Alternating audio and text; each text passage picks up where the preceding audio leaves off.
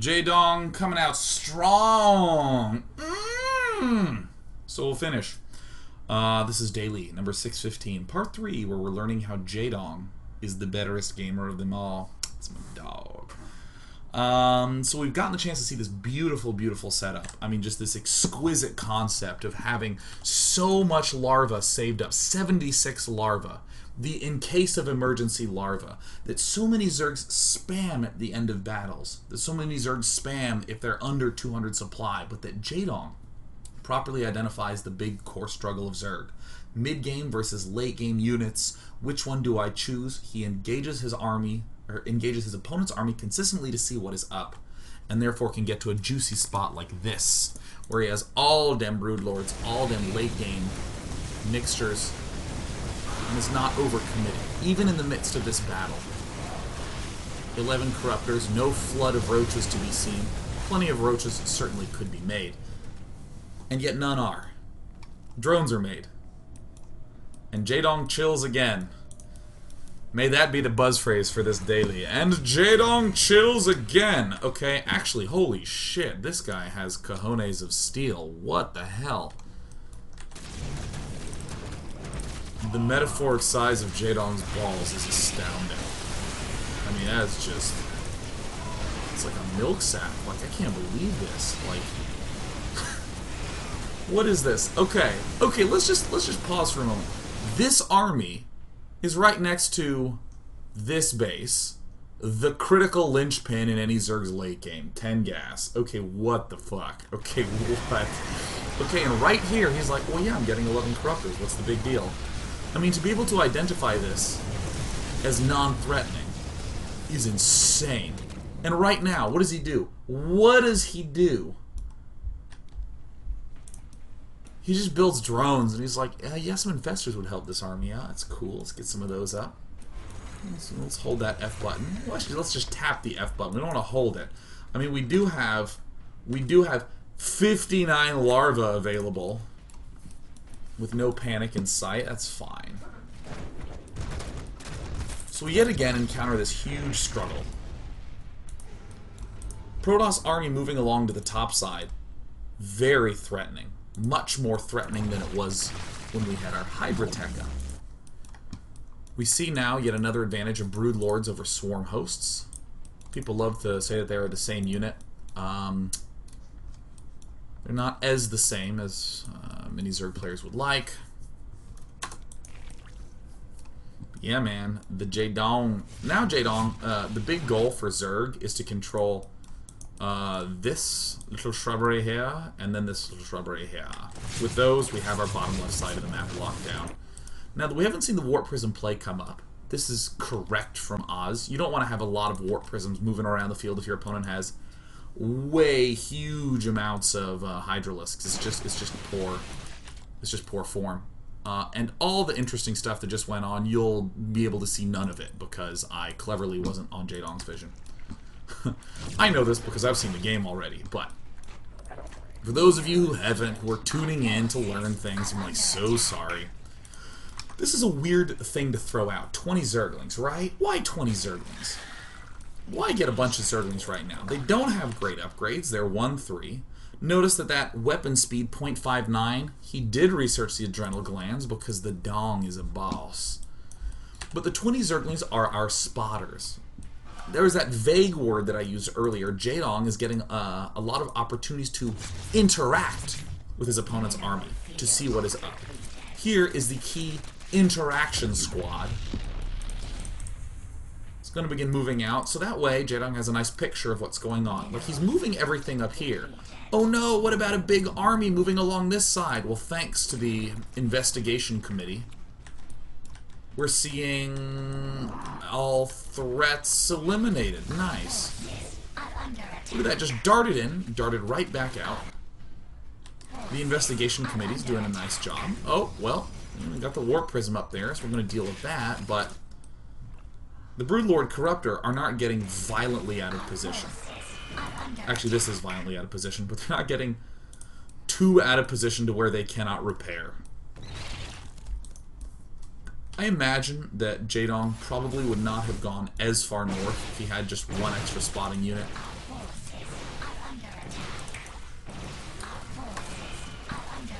So Oz tries to make another move. This is kind of a normal part of ZVP, where Zerg has a Mega Death army plus 26 Zerglings. It's just so cool. You never think about these, because in Wings of Liberty, you're sort of trained to just go into, you know, Dirtle mode. Like, well, Corruptor, Infestor, Broodlord, and there you go. But now this is Corruptor, Infestor, Broodlord with the necessity of spotting lings. With spotting creep tumors, checking out all. More spore crawlers than anything else. We don't really need a big spotting committee at this point, because we're pretty much in the position we want to be in, but Jaedong is just not going to let this ruin his day. So, we're back to yet another funky position. We spent a long time talking about the idea of late-game armies versus mid-game armies, but we didn't talk that much about Protoss. Protoss doesn't want to be caught where he tries to move out with a big mid-game army and runs into a bunch of maxed roaches and lings, just killing him. It's not good. Protoss is trying to get either his fast mid-game army to kill a quick-teching Zerg, or is trying to get his mega late-game army to kill an overly mid-game Zerg. Or, and this is the final one, both players have their mega ultra composition. The Hive-Tech Zerg versus the Tempest, Storm, Archon, Colossus, like all the gas stuff. Actually, if I just open this up, you'll see what I mean. Like, both players have a very close to equal mineral and gas value in their armies. So what to do now, Jaedong? Jaedong does one of the weirdest things I've ever seen. Again, he goes for Nidus Network. This is really kick-ass, just splitting off a couple of Broodlords. That's uncommon, but this is still a very intimidating force. In the unit count we see, there's not a lot of Zealots in this force anymore. It's Archon, Tempest, 5 Colossus, 6 High Templar, 7 Void Rays. Just a terrifying freaking force, man. Jaedong. I forgot about that part. This is just hilarious. This is at 14 life. And 14 life, okay, there we go. Manages to get it off. Now, I will note that there's a big difference between a dead 5th base that you can easily rebuild, and then being unable to take a 5th base. This is an inconvenience for Jaedong, but he's still clearly in the position where he can hold this 5th. Jaedong is not at all going for this one. This is a very clear defensive angle, because again, you want to control the southern shrubbery. So adding in a couple Vipers. Let's see Jaedong close this bad boy out. Couple of Zerglings, just the investigation squad. But the spotter squad, actually pretty much any action you can do in StarCraft 2 should work both now and later. I can build Zerglings now to help do spotting for my Scary Broodlord Infestor force, and then later I'll just get a Nidus Worm to be able to just Nidus straight into his main base. A single Zealot warps in to kill off the Nidus Worm, so Jaedong's really unable to do much with that. But Jaedong has a pretty good lockdown on this right side. Okay, we're going to get through the intense micro battles, because this is totally sweet. Okay, there's a lot of nothing going on. Come on, come on, come on. Jaedong gets a 6th base up. This is perfect. We're always staying ahead of the Protoss player. Once again at 176 supply. And you know what I would want to do here? Same thing that I've been talking about everyone wanting to do earlier. What everyone wants to do is to begin reflooding units, to begin building more Corruptors, to do their best to keep this Broodlord Infestor ultimate force alive. Jaedong looks at this and said, you know what would be really good against that? Mutas. I don't know why this is such a hard concept. Well, I don't want to say hard, but like why I haven't seen it more? I watch like a lot of games, but you just like never see this happen. Like, these are the nice pulls that are notable. We have the Zerglings sort of invading and killing stuff off. I mean, this Nidus Network is a pretty simple idea. If Protoss moves out to attack, we just counterattack with the Nidus Network, and we can still pull home to defense. Look at how not spending Jaedong is with his money. Look at how spending Oz is with his. Because Protoss can't replenish quickly enough. So in fact, Jaedong, his game plan, extending all game long, that says 49 by the way, his game plan all game long, of course get up this 5th, of course get to the late game, and continue to get more bases, because StarCraft, as we started off in part 1 saying, is a game about resources. And Jaedong, by virtue of having so many larvae, he had 70 larvae and spent 50 of it on mutalisks. You can't do this if you are not on 10 gas. To put this into perspective, I want you to note that this geyser has 1,200 gas mined from it. This geyser, geez, has a lot more than that. What is that, 2,200? No, am I doing that? 1,700. So 1,700. How am I doing this wrong? No, yeah, that's 1,700, and I can do this. 1,200 and 1,700. It's about 3,000 gas. Now, that's the difference between 20 mutas and 50 mutas. That is significant. 20 mutas would be irrelevant. I mean, Jaedong would just storm it and warp in more, or Oz would just storm it and warp in more stalkers and win. But the fact that it is 50 mutas is just sweet. Oh yeah, we even have a little bit of gas from here too. Nice. Nice.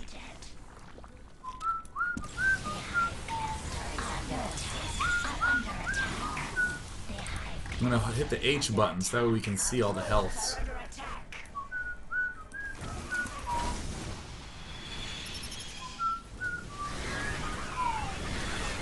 What do you do if he has Archons? You 1A.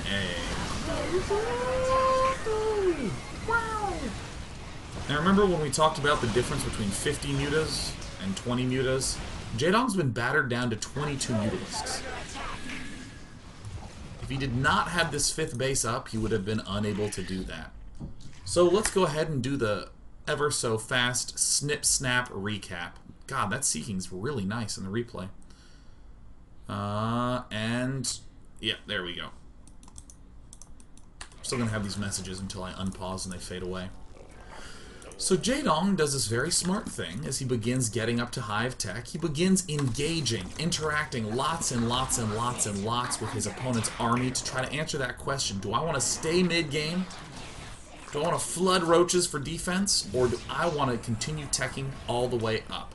This is the most awkward situation in the entire game for Jaedong, so that's why he's so far ahead. He is attempting to engage as early as possible to try to get nice pulls.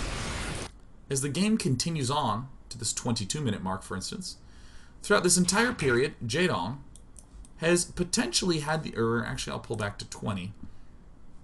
Throughout this entire period, Jaedong actually has quite an opportunity to begin flooding tons of units.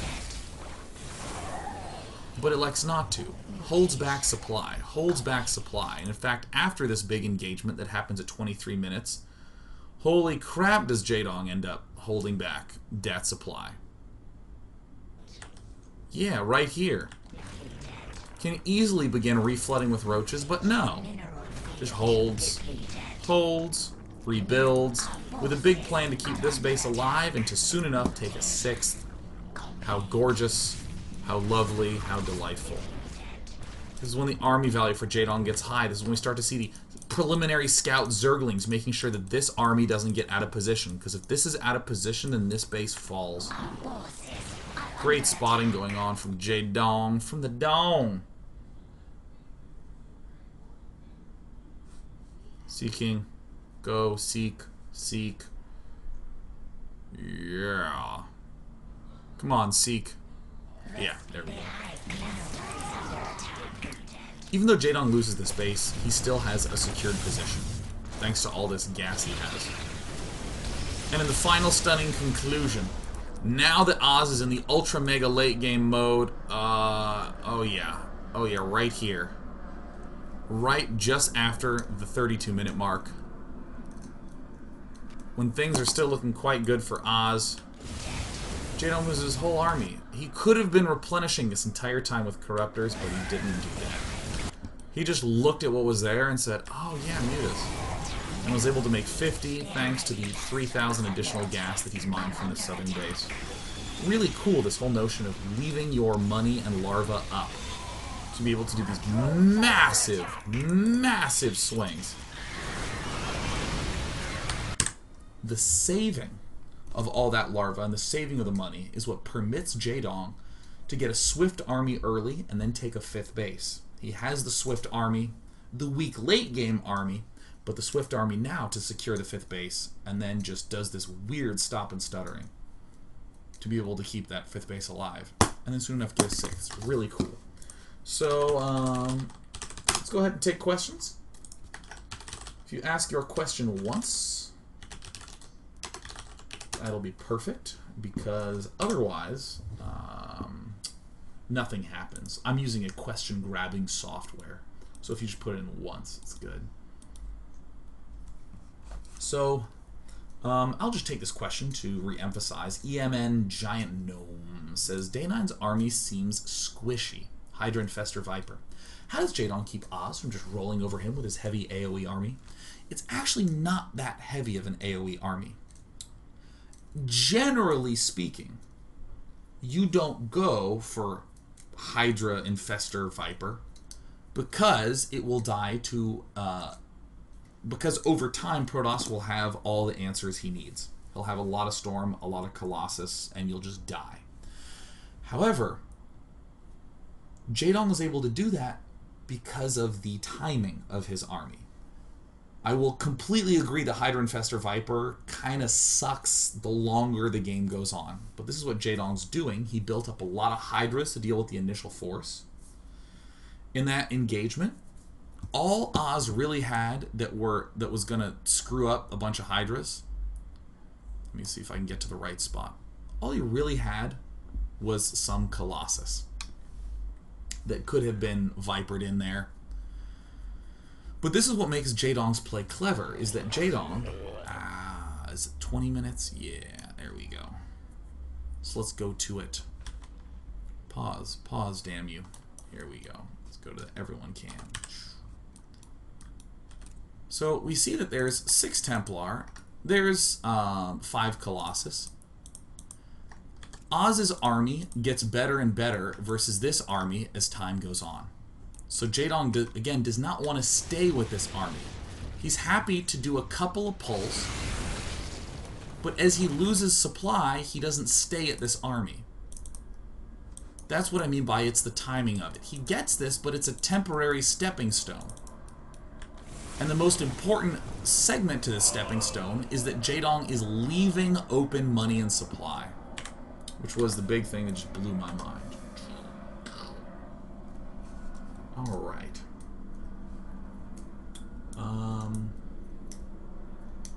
Granas, 1988, says, Dana, what do you think would be the best answer from a Protoss side of view? Well,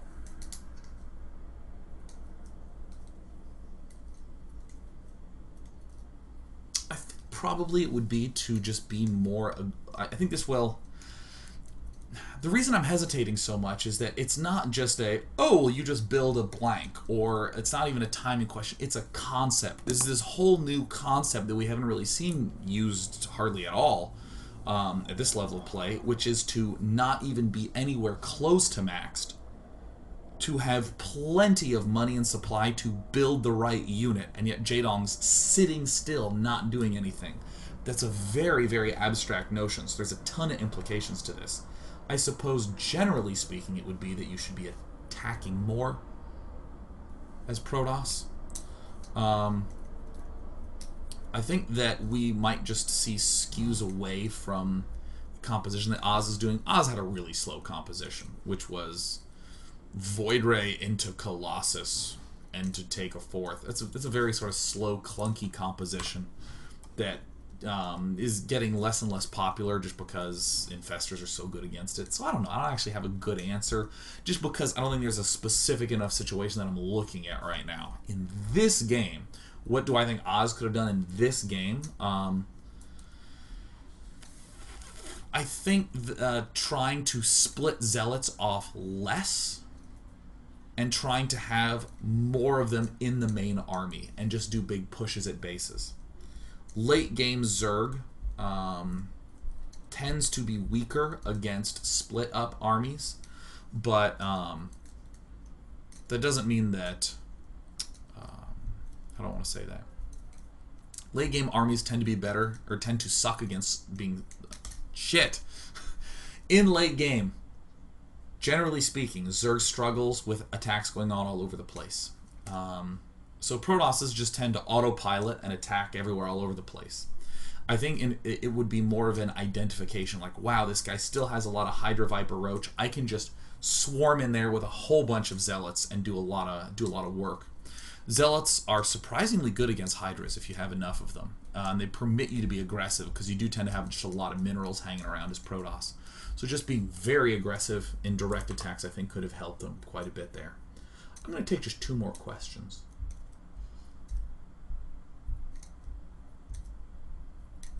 Fear Dragon 64, good to see you again. Always have a lot of great questions from Fear Dragon, who says, in general, what do you think is the best unit composition to shoot for when up against a Zerg swapping to mass mutas? Lots of gates for Stalkers, Stargates for Phoenix, lots of Archons. It's less about composition. Phoenixes are the only compositionally correct answer, because Phoenixes just destroy Mutalisks so badly. But do please make sure you get the range upgrade, because you don't want to lose to a follow-up with the Corruptors. But in almost all other circumstances, aggression is what keeps mutas on their toes. Warp Prisms, dropping Zealots and warping in Zealots far away when the Mutalisks are trying to harass. And the Mutalisks sure can get up there to pick it off, but then when the Mutalisks are back there, then you can attack this way. Aggression is the best counter to mutas, because mutas by and large suck in direct engagements. Sentries beat Mutalisks in direct fights. Actually, did you know this? That 8 sentries beat 8 Mutalisks if the sentry has an armor upgrade? Isn't that interesting?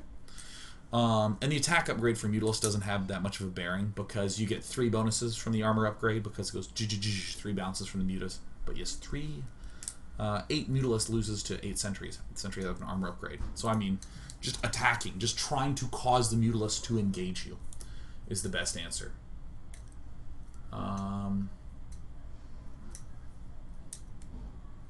Sunshine Slithers. Will you consider doing Civ 5 for a day off? I don't know. Never thought of that.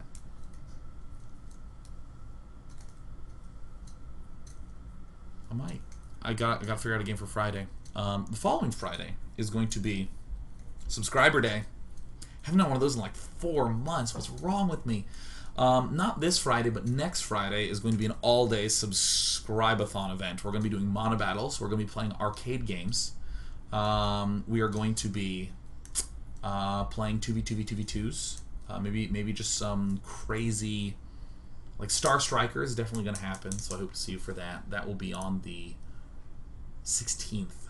For the 9th, I don't know what I'm doing yet. And Garrick, great last question. Love having you in my decks against Control. Day 9, how do you deal with mass mutas as Protoss? I reminisce about the Corsair. Thanks so much for watching. Tomorrow, Wednesday, and Thursday, I'll be doing dailies based upon the WCS NA groups, which means whenever WCS NA is done, that is when I will go live, because they should be going over. So there'll be more like mini dailies, like 2-parters, and I would be thrilled to see you there. I will also be doing maybe a little casting this week. I don't know, maybe tomorrow, maybe tomorrow. Maybe I'll be casting the WCS round of 16 tomorrow. Yes. Show's done. See you later. You're all beautiful.